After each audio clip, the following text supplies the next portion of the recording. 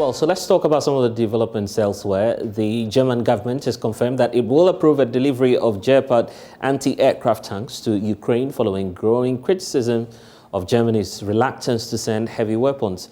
The announcement came as the U.S. Defense Secretary Lloyd Austin hosts allies at an air base in Germany to discuss Ukraine's security needs. For our international discussion today, we speak to Thomas Sparrow, who's with our partners, the DW.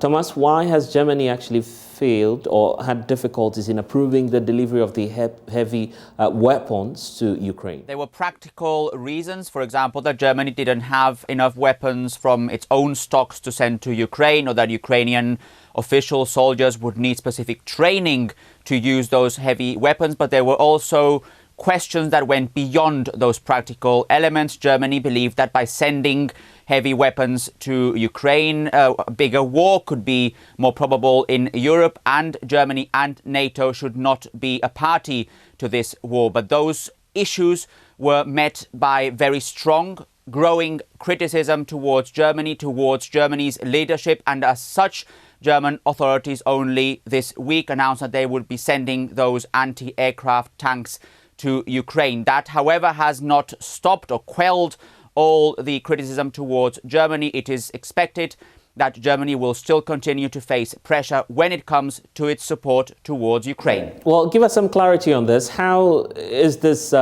controversy actually affecting the Chancellor, the German Chancellor Olaf Scholz, and his leadership on the whole? This has certainly affected the leadership and, above all, the credibility of the German Chancellor, who has only been in office since December. He has been seen as a rather reluctant leader, one who has waited too long to join his allies in, for example, sending heavy weapons to Ukraine.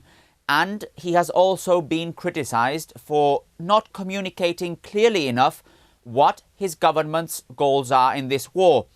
But there are others who have supported Scholz for his calm style of leadership in times of crisis, and who have stressed that he also inherited plenty of problematic issues from previous German chancellors.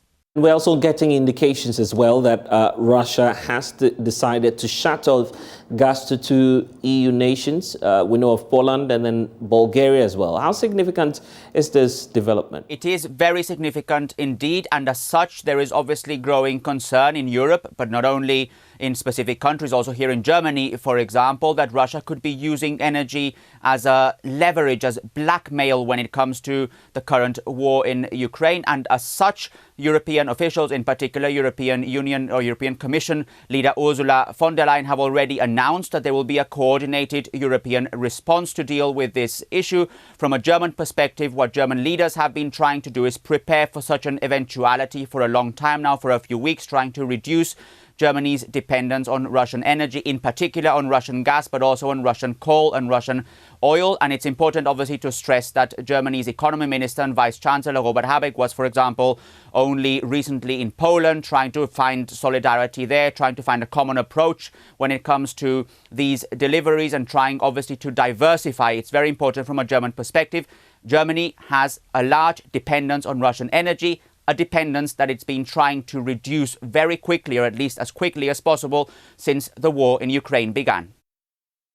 Well, Thomas Sparrow with our partners Deutsche Welle, I'm grateful. When we return, we'll bring you some updates here on the wall, here on the Pulse, in terms of sports and entertainment as well. Please stay.